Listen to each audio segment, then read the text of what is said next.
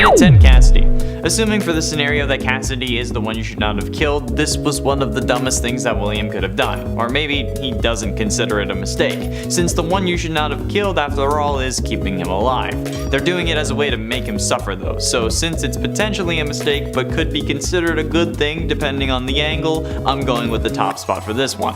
Well, the first spot for this one. But even if he does consider that a good thing or an absolute win, or if Cassidy doesn't end up being the one you should not have killed, killing those 5 kids that made up the missing children's incident that most likely ended with Cassidy was a mistake, since it causes basically everything else in his life to go downhill, and he does end up suffering extremely only because of that kill and the others. So if you don't want to count Cassidy as the mistake, count the missing children's incident as the mistake. And at 9, Charlotte. While yes, Charlotte may have been Afton's first true kill, causing his descent into madness, this is more so because of what she turns into.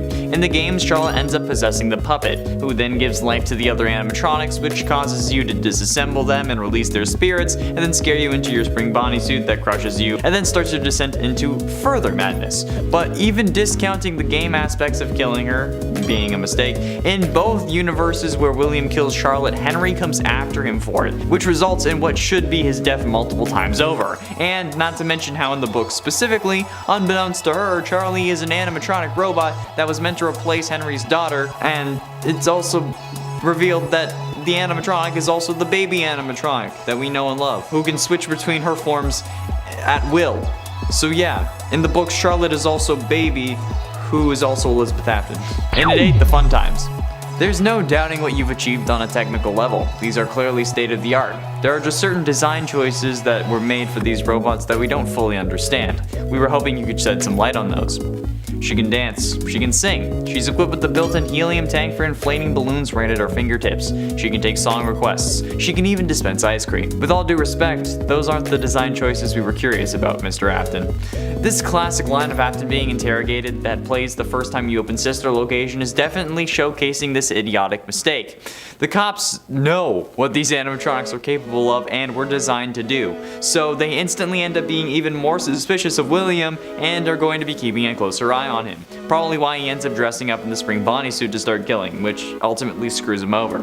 So yeah, designing the fun times as killbots was definitely a bad idea. And at 7, VR Springtrap. FNAF VR may be one of the more recent games in the series, but it certainly is one of the freakiest. VR horror is such an experience, okay? But combine that with the story of Five Nights at Freddy's and you get one hell of a game. And while Springtrap's jump scare in normal FNAF 3 may not be scary, having to deal with this guy up close and personal and literally towering above you will have you changing your attitude and your pants on a regular basis. Since this time, when jump scaring you, he pops up from the bottom of your screen and just shaking his face at you as much as humanly possible before he actually causes you to lose the game. Speaking of which, I lost the game. I personally believe that all the jump scares are scarier in FNAF VR, not to mention how everything is scarier when it's towering over you, because in that case it appears to have more power and be more powerful, and let's be honest, Springtrap's design kinda needs that to be scary. I don't know, I don't think that the actual character is scary, but his story is certainly scary, but not really him.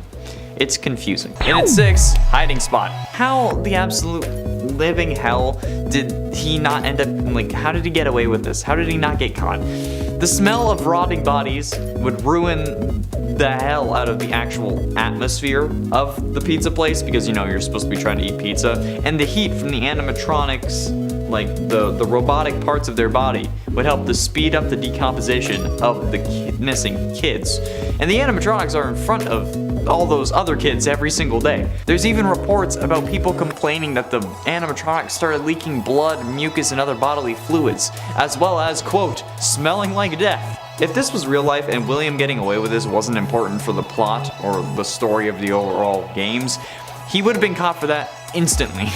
Like, oh, we never found the bodies of these kids that went missing at this pizza place, but now the animatronics at this pizza place are leaking blood and smell like death. They also sound like their bones are being crushed when they move. So maybe we should check these out. Let's get a warrant.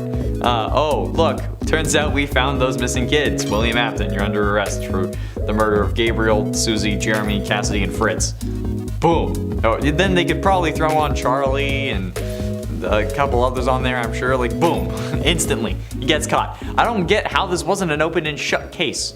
Like, William is so goddamn stupid that he shouldn't have made it to the events of the first game. Like, not even 1987.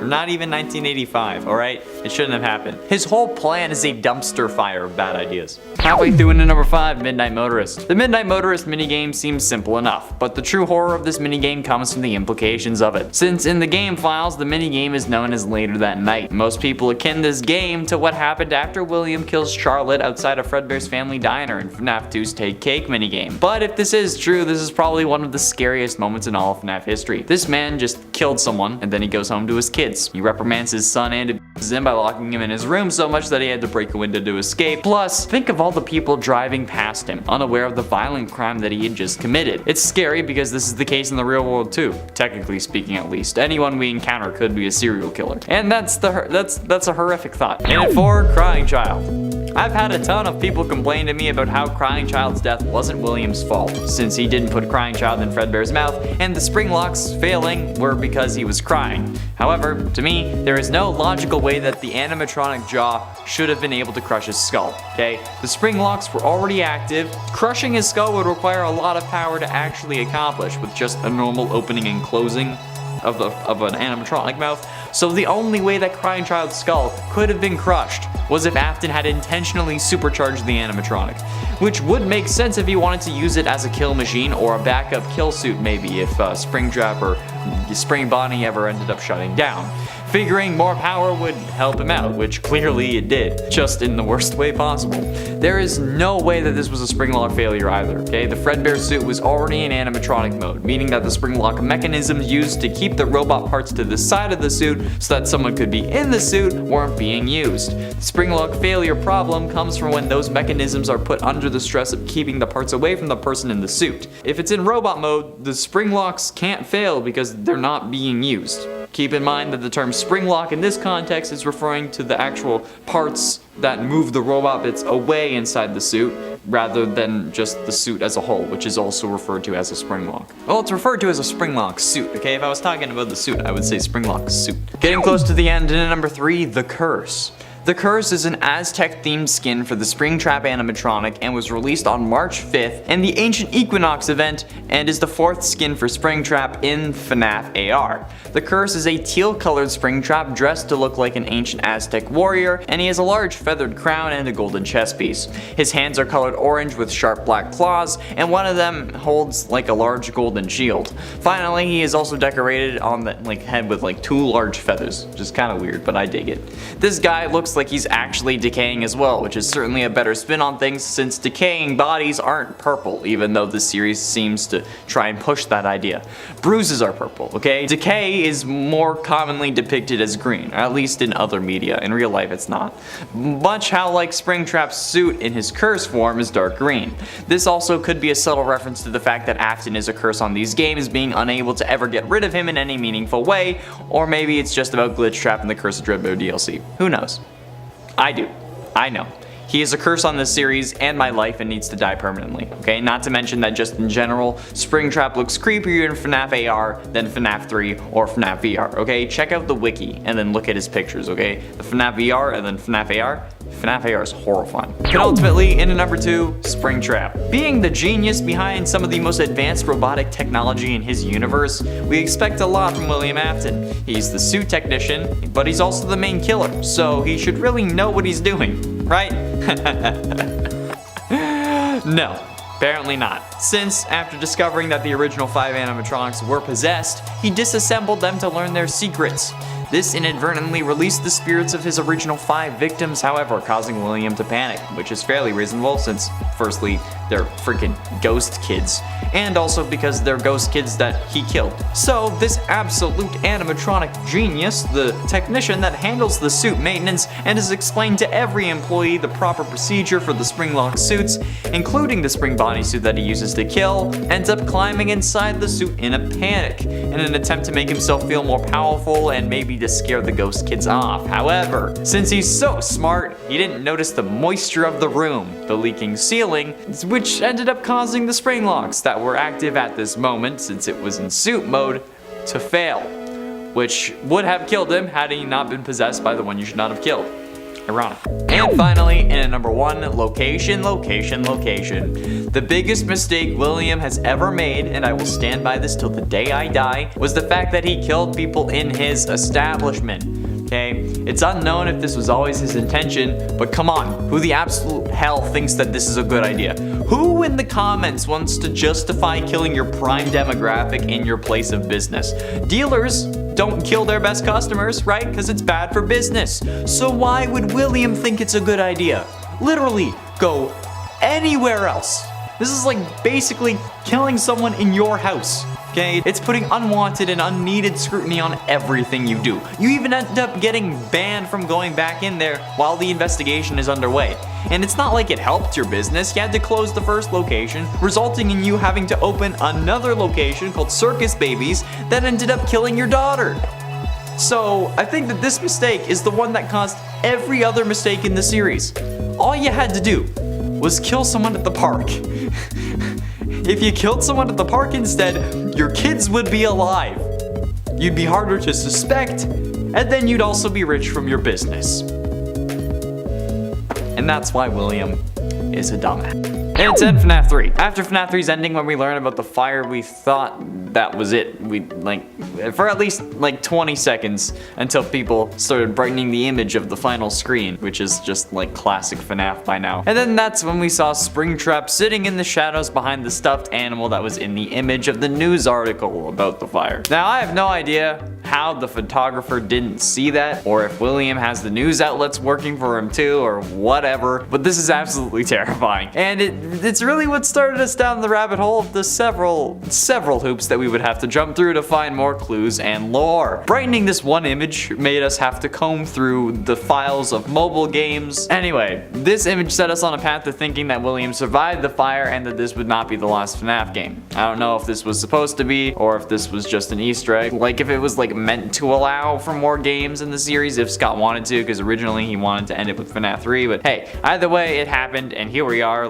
6 games and 15 books later. And at 9, Help Wanted ending. The final minigame of Help Wanted is Pizza Party, where you have to navigate your way through the various rooms of the pizzerias to get to your pizza party. The whole time you're having to avoid animatronics that will sometimes jump scare you, sometimes not. But the real horror comes from when you get to your own party. It wasn't thrown by your friends, it wasn't thrown by your family, it was thrown by Glitch Trap. That's right, Dio Fluffy in the back room. After seeing the ruined bodies of Chica and Bonnie, Glitch Trap appears from behind a curtain. Your final moment is spent walking through that curtain as the screen goes black. Next thing you know, you're on stage with a microphone in your hand. That's right, you've been stuffed. Put in a Freddy suit by none other than William Afton himself. But how? He wasn't supposed to be in the game, right? He was some code that got scanned in by accident. Well, doesn't matter now. That's one of the scariest moments of any game though. You experiencing what every child has once William has shown them where the other pizzas are kept. Just, Jesus, I don't even, it gives me chills, especially with that dancing at the end that makes it worse. And at 8, the first one. They say a killer's first victim is the most important, since it usually indicates what got them to start killing or other psychological issues that they could use to predict their next moves. But in the case of William Afton, his first victim was the daughter of his longtime business partner Henry, which is hella messed up because she was 3 at the time, that time being 1983. And this is the year that Afton's life started going downhill in the worst way possible. But the fact that his first victim was someone who trusted him, who didn't exactly suspect him even though her father did, is something that even I fear, okay? I'm not a dad, I think, so I can only imagine how this must have felt. And if that was me, I wouldn't just be burning down restaurants in an attempt to send William to hell. I would be doing that myself, an express route right downstairs. And at 7, Henry. Why did you think that killing Charlotte wouldn't have any consequences? You killed your business partner's daughter. That's gonna be pretty obvious to him, especially when he already suspected you were up to something. So he took extra care to protect his daughter, and she still died. That's a vengeful father if I have ever heard of one. And he hasn't even needed vengeance yet. So then, he's after you, or seems like it, and you don't kill him next? Killing Henry could have done wonders for your criminal career. I mean, like, yeah, the cops are already suspicious, but as long as they can't find a body, you'll be clear again. If they won't put you away for 5 missing kids, they won't put you away for a missing father as well. Especially a jury who has to be convinced beyond a reasonable doubt that you are a killer. And without a body, there's no real forensic evidence. And again, they didn't put you away for the missing kids, so you just finally off Henry and then you'd be able to stay as yourself or even a Springtrap, alright? And then you don't get burned like 3 separate times, and Michael would still be alive. And at 6, FNAF 6. William surviving the FNAF 6 fire was much harder to believe when it came to it, at least before Bunny Call was released. However, some fans seem to note that during the final cutscene of FNAF 6, during Henry's speech, while the other animatronics were engulfed by flames, Scraptrap was ahead of them. This was especially hard to believe given that we thought Ultimate Custom Night took place in Hell, which is really impossible to get to unless you die. Well, me being the exception. I party with Satan like regularly. He can't hold his liquor. It's kind of weird. I don't understand it. Either way, this was all proven to be true when Bunny Call was released and William was in the hospital in the man in room 1280. However, this eventually was proven also not to be the case because it's FNAF. I gotta say, that's like the biggest troll in the entire series. Or at least like one of the biggest trolls. Like, come on, Scott, really? You kill him off only to make him alive in the books, and then kill him off in that same story, and then you prove that he's alive again in Security Breach? Or maybe he isn't even alive anymore and is just a possessed animatronic? Who knows at this point? Not even Scott, not even Steel Wool, not even whoever's taking over next. Halfway through in at number 5, Vanny. Vanny is a follower of the digital virus Glitchtrap, a form of the serial killer William Afton, and appears as the main antagonist of Five Nights at Freddy's Security Breach. It's revealed in the Princess Quest minigames that she was also the main protagonist of FNAF Help Wanted, where she was first corrupted by the sentient code being thing. So technically, since Vanny is the part of Vanessa that is controlled by William, this makes her jump scare a William Afton jump scare.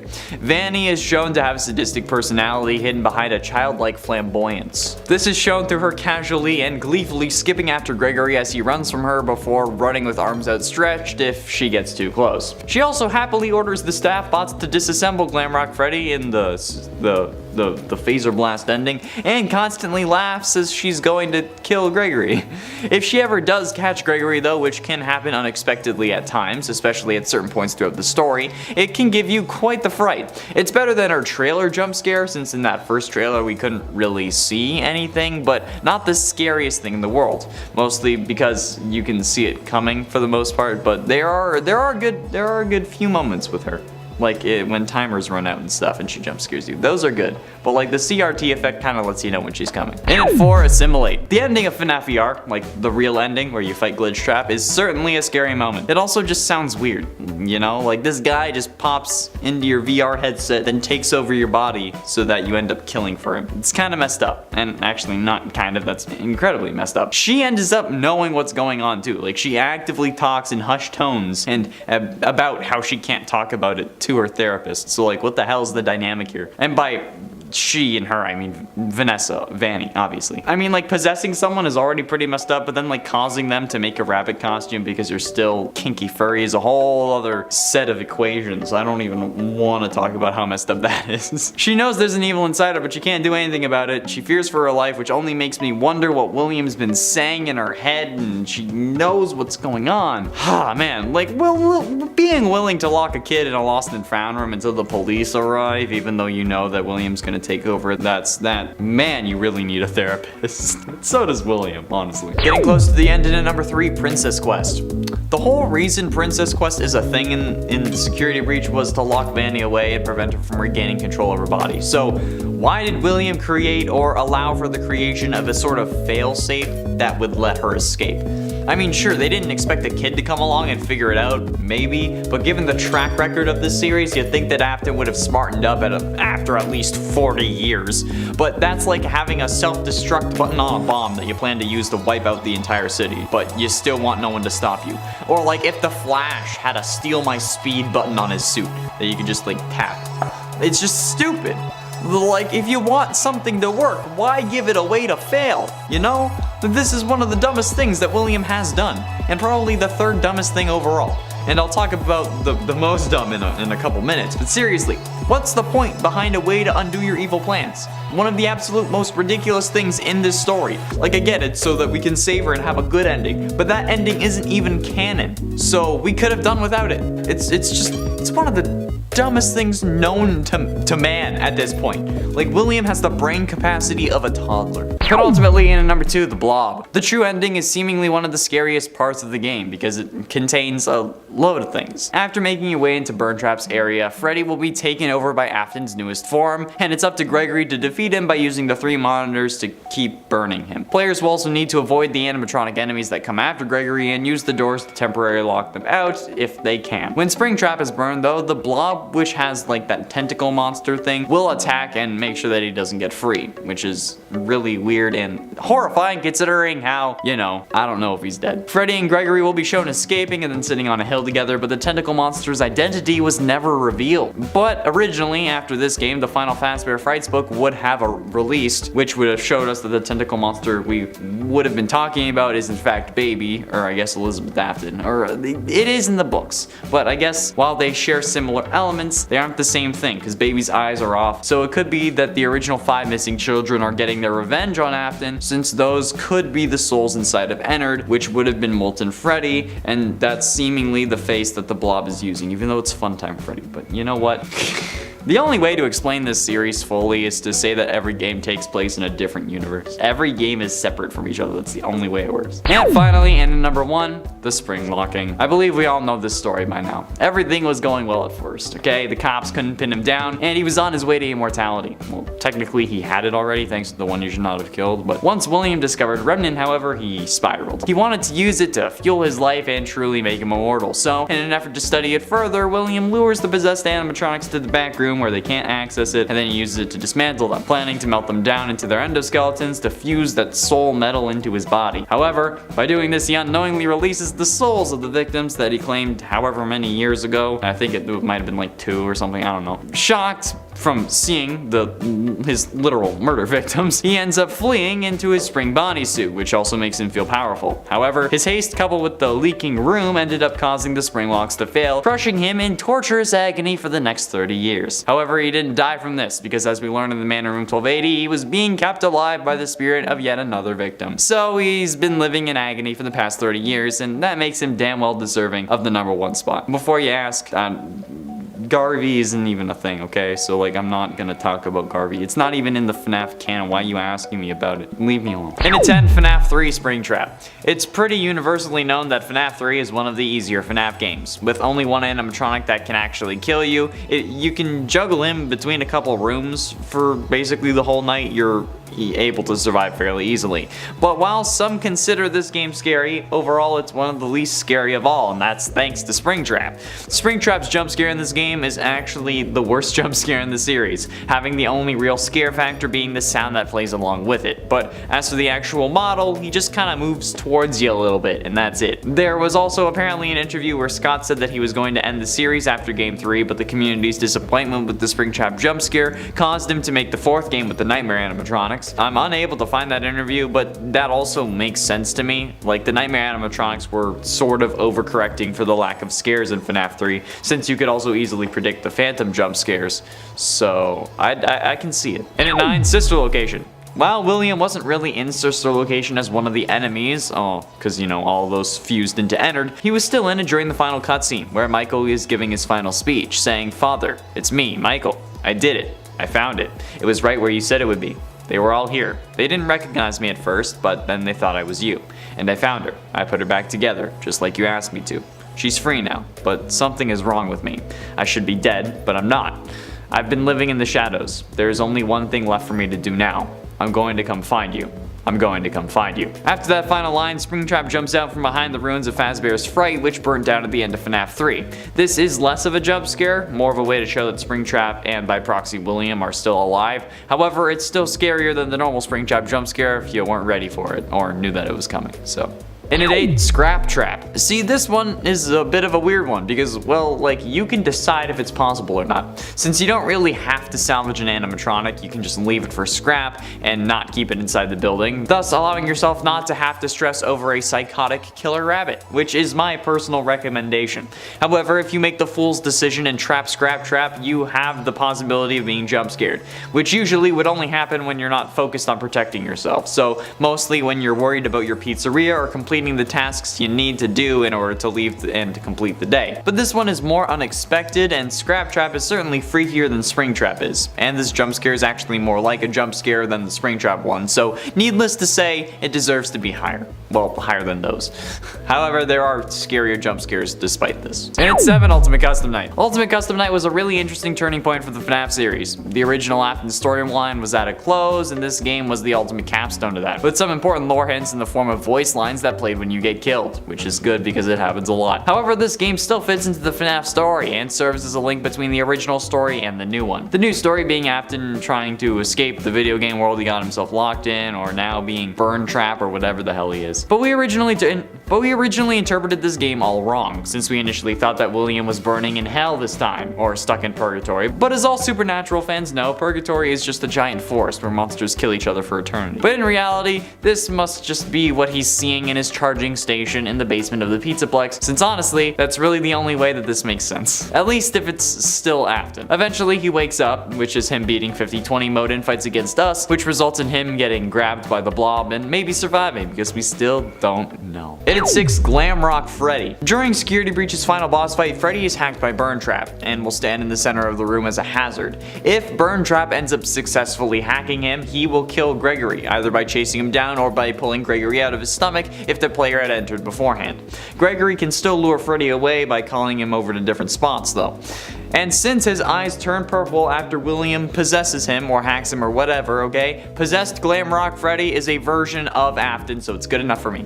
This is mostly scary because from what I've seen, people are often confused as to why Freddy is suddenly running at them and don't know enough about the series to hide from anything purple. So they get jump scared, flip out, and then realize that Afton got to him. So yeah, the fact that we can trust Freddy this whole game is kind of what makes this jump scare so brutal, but it's still not the worst one out there. Halfway through in at number 5, Elizabeth. Speaking of mistakes, let's talk about his daughter.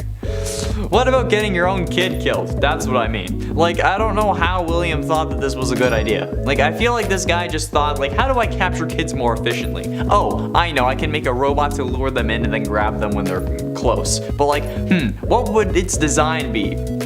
Hey honey, come here, daddy wants some design tips. And then Elizabeth ends up making the most predictable move ever and going directly against her father's instructions to see the robot that's basically perfect in her eyes. Like, William, why did you think that this was ever going to end well? Like, what did you think was going to happen? When has a kid ever listened to a parent?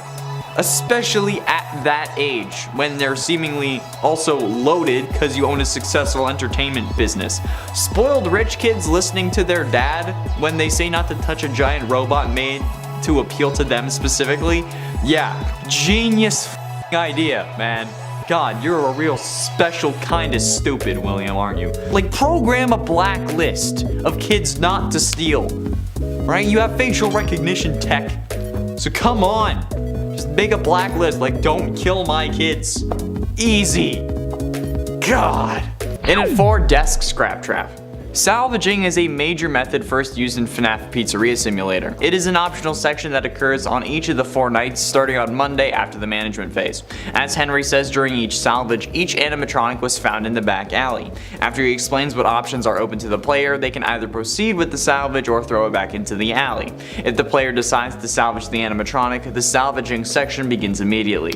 This process is simple. Henry will play 1 out of 5 audio prompts through the tape, and the player must check on the responses on the form itself based on whether or not the animatronic actually responded to the stimuli, when in reality they're just reacting to you not looking at them. This sequence, should you look away for too long or at the wrong time, will result in a jump scare, but the desk jump scares, in my personal opinion, are pretty damn freaky, especially Scrap Traps, because like, this clearly isn't his first rodeo, but like, just Man, I don't know what it is about someone coming over a desk to kill me. I just don't like it. Getting close to the end in number 3, Burn Trap. William appears as the optional yet canon final boss in Security Breach named Burn Trap according to the game files. He only appears in the canon ending, which is the Afton ending, or the true ending, whatever you want to call it. This form is the result of Vanny downloading William's soul from the digital realm into an old hybrid abomination of an animatronic suit, endoskeleton, and the little remains of his corpse, which just seems to be an extremely burnt scrap trap animatronic, hence the Burn Trap name. Burn Trap's new rotten form appears to be his old but modified, tattered greenish brown spring Bonnie suit that has become even more severely withered, tattered, and burned because, you know, it's been through like 3 fires, with the whole entire lower jaw ripped out, revealing his skull covered in blood with some burnt flesh remaining and some metallic eyes and small pupils. The suit is missing fur with the exception of their chest, hips, legs, upper legs. The rest is extremely burnt. He's very charred. He's like charcoal at this point. Like you can use him to forge a sword. His old endoskeleton has seemingly been replaced with the newer endoskeletons that the Glamrock animatronics have, and that makes him even taller and gives him sharp claws and fingers. So yeah, I don't think I need to explain why this is on this list. Penultimately, in at number 2, Flaming Springtrap. Flaming Springtrap was added during the Sizzling Summer event for FNAF AR and was understandably the final skin to be added in that update. Being Springtrap's second skin behind Toxic Springtrap, we weren't quite sure what to expect. But like, have you ever wondered what Springtrap looked like during the fire in FNAF 3? Or wondered what it was like in my old apartment? This is what it would feel like. This also answers the original question because he is definitely the kind of person to absorb all the flames and then use them to his advantage. Flaming Springtrap is a coal-colored Springtrap with dark orange highlights, and he is glowing orange from his endoskeleton since it's so hot, because you know he's flaming. He has flames spouting out of every open area possible, and you know what, honestly, who is ready for the 1000 degree endoskeleton challenge? Cause I am. His hands and feet are on fire the most, and for some reason he has no upper teeth. This is horrifying, okay? Especially if these are supposed to be real animatronics that Fazbear Entertainment is sending to people's homes. And my building thinks that my power block or power bar is a fire hazard. It's so befuddling to me how these are actually supposed to be real animatronics, okay? That's horrific. And the skins are canon, as we see in Fury's Rage, which is surely just one of the Security Breach arcade games. And finally, in at number 1, Garvey. A psychopathic, cold-blooded killer, he stopped being human long ago. That's how Garvey is described in the extras of Dormitibus, the FNAF fan game from which he hails. Garvey is the penultimate antagonist to Dormitibus. He later went on to get trapped in Spring Bonnie, becoming Springtrap, and then he was burned to a permanent death in the Fazbear Frights fire. Garvey is a more gory version of Springtrap from FNAF 3. However, it is not William Afton, as this game was released before the name was revealed, and even before FNAF 4. Springtrap, but with hardly any exosuit or animatronic casing, whatever you want to call it, and this is him, okay? He crawls on all fours and uses his left hand as a foot and his left foot as a hand, like some demon monkey from hell that Satan didn't sanction the creation of. Just look at this thing and tell me that it shouldn't be on this list, okay? If you do, you'll be lying. I don't care if it's a fan game. This is the scariest version of William Afton we have ever gotten. In at 10, Springtrap, Madame Macabre. Now honestly, this isn't really a genre of music that I like.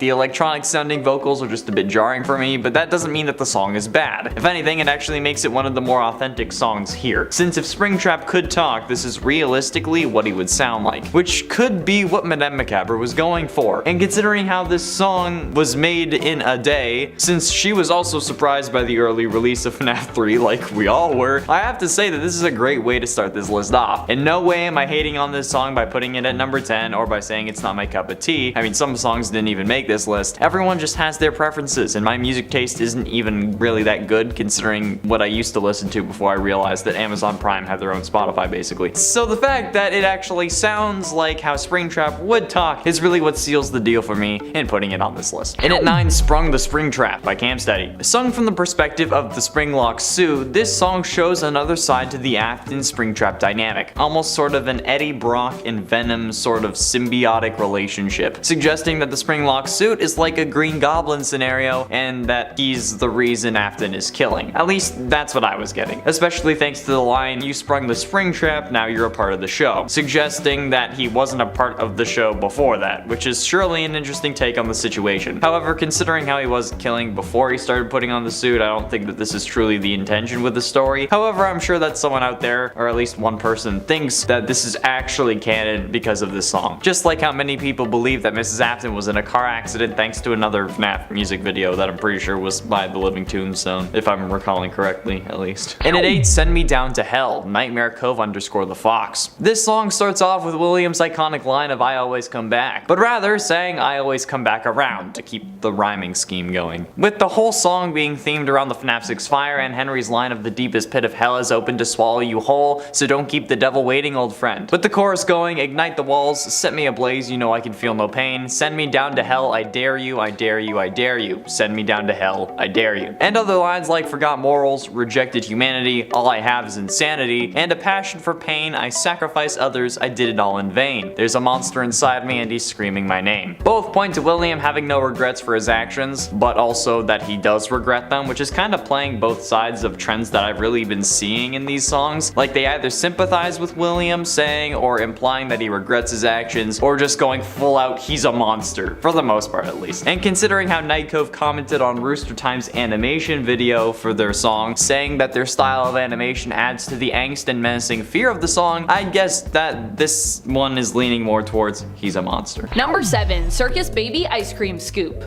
Okay, so I know what you're thinking. Amanda, how is Circus Baby William Afton? What are you talking about? Well, yeah, okay, she isn't, but this was before she was merged with the soul of Elizabeth, and I would argue was kind of like an extension of William Afton, who had created her and for some reason had given her some other more questionable features, more murderous features. At least that's how the police seem to view it at the beginning of the game when they are heard interrogating Afton. When they're heard at the beginning of Sister Location, that is what I'm talking about game. Now, I'm not saying that Afton intentionally put Elizabeth in harm's way, but he was the one who likely programmed Circus Baby to be a killer and prey on children who were separated from the group for some reason, which in this case happened to be his daughter, which means in a way William Afton was responsible for Elizabeth's death, which means that the jump scare that happened that then resulted in her death was at least his fault, I think we gotta say. Even if it wasn't like him specifically behind it, even if it was a malfunction, he was still the one that created Circus Baby, and whether or not this had been an intentional thing. I imagine we'll never know actually what Afton's true motives were and if he wanted Circus Baby to attack Elizabeth or not, but either way, I think he's involved. I think we gotta give the responsibility to William Afton, so I'm counting this jump scare as one of his. And at 6, Break the Cycle, Tryhard Ninja. Break the Cycle is actually a major bop in my opinion. Coming from the genius that is Tryhard Ninja, I've been watching this YouTuber since Minecraft Fallen Kingdom, and ever since he's been sort of an omnipresence across all original video game songs, seemingly everywhere, whether it's in his own channel or being a part of someone else's video. This absolute pro is always where the best songs are, and Break the Cycle is no different. The only reason it's not higher on this list, in my opinion, is because it's not specifically about William Afton, but rather the cycle of violence that he causes, with him killing people and then getting burned, which is still a thing to this day thanks to Security Breach's final boss fight. This song is also one of the songs featured in the disconnected Minecraft animated FNAF music video series, at least as presented by Enchanted Bob. The song is by Tryhard Ninja, but it seems a lot of people take these songs and animate them. I don't know if they do this with permission from the original creators or not, but the animated versions have more views than the original, which is kinda rough. Number 5, a Blacklight Vent Repair Springtrap. So while Connor did already talk about Springtrap's jump scare being even more terrifying in the Help Wanted FNAF 3 versus the original and actual FNAF 3, and I gotta say, I agree, all jump scares are more terrifying in VR. Here, we're actually going to be focusing specifically on Springtrap's jump scare in the vent repair. Oh, so spook! Springtrap is a character you will have to face in the blacklight version of Vent Repair along with Ennard. And yeah, Springtrap isn't the main character here, but Springtrap is around. Here you have to race against the clock as Springtrap crawls towards you as you try to complete your panel. Something even just about Springtrap's presence here terrifies me. Also, blacklight. Blacklight is just scary in general. I think it's the William Afton Springtrap Vent combo though that really seals the deal for me on this one. In it for Afton Family by Cryfuse. While the chorus of this song may say, "All stay strong, we live eternally, all is well in the Afton family," this song by YouTuber Cryfuse actually details how the Afton family crumbled and destroyed one at a time. And the video going along with the song shows you who each part is meant to be sung by, or at least whose perspective it's from. First William, then Crying Child, then Baby, with a quick cameo from someone that you should be able to identify using the color of their text. Even if they aren't meant to be the purple guy and are instead a guy who turned purple due to internal bruising, this song actually has a good beat and a good tempo. Insert other musical critique words here. Okay, I'm gonna level with you. I don't know much about music, and all I really listened to growing up was Minecraft parodies, so I can't really criticize or talk about the actual music. All I can really do is tell you if I find it catchy, and that if it stuck to the confirmed bits of lore or not. And this one did for the most part. Crying Child is theorized to be part of Golden Freddy, but the Two Souls theory is just a theory, and not one that I personally believe to be Scott's intention, so aside from a couple bits that could have been because they wanted all Afton members to be animatronics for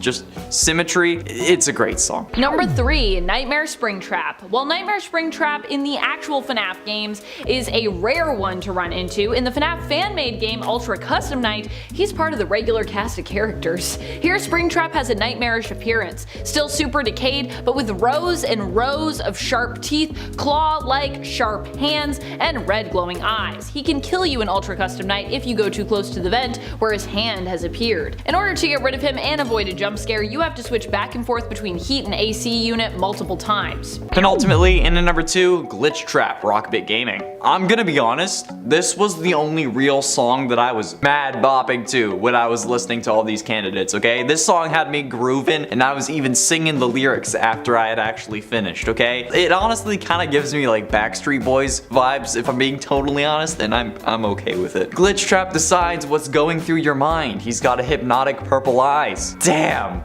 Both catchy and accurate. The only reason I didn't put this as number 1 is because the number 1 slot has over 18 million views. Even though it's had more time to amass those views, I feel like if I didn't put the next one at number 1, everyone would have been mad at me. Although there is a line that kind of creeps me out in this song. The whole line of Glitch Trap behind me, he tries to get inside, which just kind of gives me like Eddie VR playthrough flashbacks where he said that Uncle Fluffy wanted to take him behind the pizza joint. Yeah, this kind of adds to that creep factor, but at least it's not a William Afton sympathizer song like Springtrap Finale.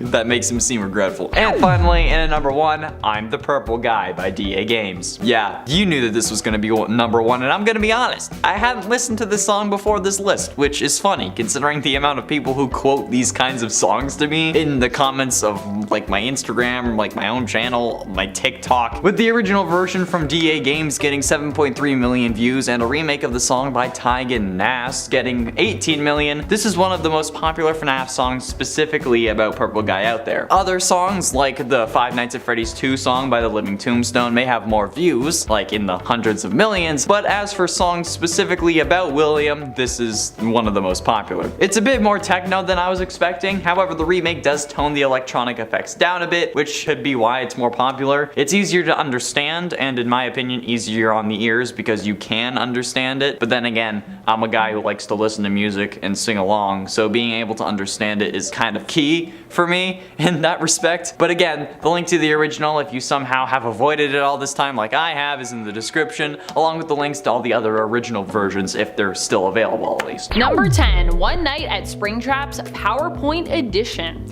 Oh my goodness, you know, after hearing Connor talk about these PowerPoint FNAF fan-made games, I had to try some for myself. And so, here we go. I played one called One Night at Springtrap's, and I gotta say, for a PowerPoint presentation made into a game, I was actually kind of impressed with what they did. However, for a game, I was pretty disappointed with what they did and found the game to be kind of annoying. I guess because it's a PowerPoint. I mean, there are limited choices you have in terms of what you can affect in the game. Also, I didn't really get to see much of Springtrap considering that's in the title of the game. Granted, I didn't play all the way through, so maybe there was just a lot of Springtrap the closer you got to the end and I just wasn't there yet. Anyways, for PowerPoint games, they can definitely be scary with how bad they are, but in a way they can also just be like legitimately scary because it's pretty impressive that these people can like make a game out of a PowerPoint presentation. PowerPoint FNAF fan games. I think every FNAF fan should play at least one of these at least one time. It's an experience, my friends. Number 9, UCN Plush Trap. So yeah, we've talked about Plush Trap before and I agree with Connor. Plush Trap might not be a direct version of William Afton, but he's basically like a mini Spring Bonnie, which is the suit that Springtrap wears, so I feel like we can count him. It's like a mini Springtrap. Honestly, I would love to learn just more lore about Plush Trap and their story as well. What if they also happen to be directly linked to Afton in some way? It could be kind of cool if one of the deceased Afton kids haunted that animatronic, you know what I mean? Plush Trap has a jump scare in Ultimate Custom Night in addition to their jump scare from FNAF 4. In UCN, it feels like Plush Trap gets even more up in your face, and even if the jump scare isn't prefaced with a mini game set in a dark hallway, it's still pretty scary. Also, for those of you out there who think Plush Trap isn't really scary because he's cute, I gotta say, I disagree with you. When it comes to doll-sized things attacking me, Chucky gave me some early on PTSD when I was a kid, so I will always be afraid of doll-like creatures that can attack you. I was the person who used to say goodnight to all my dolls and all my plushies individually before I went to bed because I was terrified of what they might do to me when I went into my sleep. So it doesn't matter the size, they freak me out, Plush Trap included. And friends, before we move on to this next spot, if you are loving this list and you want more lists like it where we talk about some of our favorite jump scare moments from the games, be sure to let us know by giving this video a thumbs up. Number 8, Springtrap's Revenge. This one is from a fan game that while I wasn't able to actually get it to run on my computer, it does look really terrifying. I couldn't find the right program to open the file, but I do believe that it is openable and that it is playable. I'm just not sure what program you need to run that game. Aside from it being slightly scary that this game simply didn't seem to work, the audio files and the visuals shown on the Game Jolt page for FNAF Springtrap's Revenge seem to imply that for those who can get this game to run on their computer, or when I maybe figure out how to get it to run, there are lots of scary moments in store featuring one of the most creepy animatronics of all time. Springtrap. And at 7, our little horror story, Aviators. The description of this song by Aviators reads, "And so the nightmare ends. I've enjoyed the FNAF saga and I think it came to a really satisfying close. A lot of loose ends in the story were tied up, and one of the most interesting was the story of the Purple Man, supposedly now trapped inside the last animatronic. I wrote a song about his last killing and his perspective as he hunts the player down in the 3rd game. Will we see more FNAF games? Will I make more songs? Who knows? But I think this song and the 3rd game closed out the saga quite nicely." Well, if only it was the end of the story, am I right? No? You want me to suffer for all eternity like William possessed by his son? Of course you do. A voice calls a cry in the dark telling me to crawl to the light, but I won't. The show that just begun, I'm giving one last encore tonight. That's how the song starts off. And the fact that he is calling his last kill an encore goes to show that this perfectly showcases William's sadistic nature and does it damn well. Honestly, I think that this should have been higher on the list, but it's too late now, okay? The links to all these songs will be in the description as well if you want to watch them for yourself, and I highly suggest you do. The links will be to the original songs rather than preferring like animated ones that have higher views, so it's up to you, but you should support the original creators, and if you want animated ones, you're gonna have to look them up, just saying. Number 6, Springtrap FNAF 2. No, Springtrap was not in FNAF 2. You didn't miss anything. You're not crazy, and yes, I do know that Springtrap was not in FNAF 2. However, with this fan-made mod, you can bring Springtrap into the game and have Toy Freddy replaced with Afton's Springtrap animatronic instead, which I think is a much more horrifying prospect when it comes to playing through FNAF 2. Springtrap makes every game a little more scary with just his presence, or more specifically, William Afton does. Yikes. I also imagine that fans of FNAF are likely only able to improve upon Springtrap's jump scare animation from FNAF 3 when building their own to be added into the games. Fans are just good at improving things even more because many in the community have the skills and the creativity to do so, and I feel like a lot of them like have spare time to throw throw at this because they love it so much.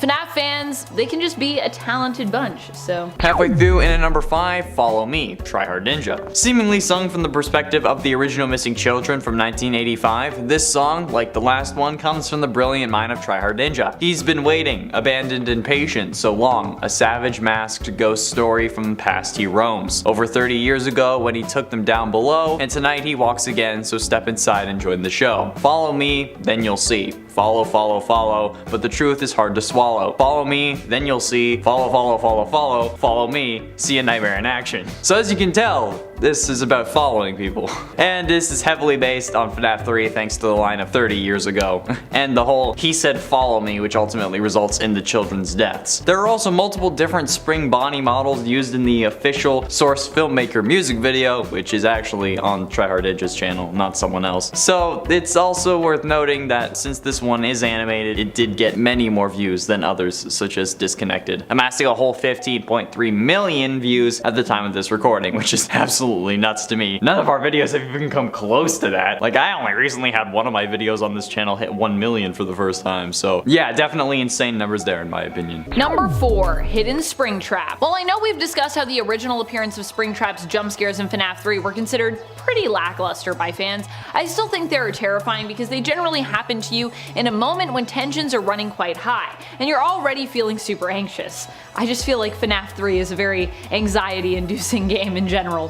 Case in point, when the Phantom puppet shows up, it doesn't jump scare you like the other Phantom animatronics in the game, but instead obstructs your view, so you're trying to look around, can't see anything. You also can't pull up your monitor or use the maintenance panel during this time. This means it's especially hard for you to keep track of, what Springtrap might be up to and where exactly he is. Unable to distract him away from your location, the puppet jump scare can easily and often lead to a hidden Springtrap jump scare, where as soon as the Phantom puppet is gone, Springtrap surprises you by popping up, which I think is even more scary than the standard Springtrap jump scare from this game. And there's nothing you can really do about this one once it starts to happen, which just makes it more terrifying in my opinion, because your view is obstructed, so you can't even use anything to be trying to get Springtrap to go away. Getting close to the end, and in number 3, Springtrap Finale by Groundbreaking. I've been waiting a long time for someone to discover me. Why, you ask? It's because I'm getting a little claustrophobic in here. I see how you get ideas about how I really came to be. Well, I guess I can see how you think I'm mean. Golden green, all machine, cause it's me. Those are the opening lines to the Springtrap Finale song by Groundbreaking. Firstly, this is an amazing beat, and the instrumental track is actually really good, let me say. However, this is one of the Springtrap's sympathizer songs, as I was talking about. This song talks heavily about FNAF 3 and how William is upset about being stuck in this plane when his victims were able to move on. He says he knows what he did wrong, but he wants to leave everything behind. However, if you really think about it, at least in my eyes, if he really understood and regretted what he did, he would accept the consequences of his actions and not complain that he wasn't able to move on. We now know that it was due to the one you should not have killed keeping him alive. However, at the time of FNAF 3, when this song came out, we had no idea why he was still alive. Some people considered him dead, but I knew better.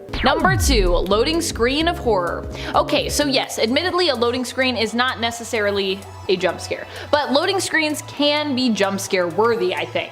And come on friends, this is a part 3, so obviously we're getting to the point where unless it's, all fan games on this list, I gotta talk about things like horrifying loading screens, okay? Still, I'd argue that this actually does deserve its spot on our list, especially considering the sound that accompanies it. We're talking about the hidden loading screens featured in FNAF 3 that also come with that somewhat familiar horrifying sound. Some have likened it to an 8-bit inspired version of Afton's screams of pain. I'm mostly liking it to just sounds of pain for my ears. It's not a pleasant sound, but obviously that's the point. The images aren't pleasant either and reveal Springtrap seemingly pulling back the top of the animatronic suit's head to reveal the decaying corpse of William underneath. Ugh. Number 1, Sneaky Glitch Trap. It's not a traditional jump scare either, but as I said, this is a part 3, so please bear with me here. Please just forgive me for this. Also, Glitch Trap is so scary, I had to talk about it. One thing I will say though, is this is definitely William Afton at his most scary. For me, at least. It's more of a lurk than a jump right out at you, so it's not as direct. It's not a direct jump scare. But still, it's super scary. This one comes from Help Wanted when Glitch Trap basically shows up to stalk you in the background. Each time he reappears, he also seems to be materializing more and more more and getting eerily closer to you. For me, this kind of slow burn of a creepy and inevitable approach is more horrifying actually. But how about for you? Do you prefer a traditional jump right out with loud noises jump scare, or a scare that is more about something that lurks in the background, just on the edge of your field of vision, and every time you look its way, it seems to become more solid, more real, and more of a potentially deadly threat? Also, if we're talking about glitch trap and jump scares, I think we gotta talk about those transfer attempts, right? Ugh, those are just scary in general. Especially if you get like stuck. I've seen people get stuck where they have just a bunch of them in a row. Oh my gosh, glitch trap's trying to take over your mind.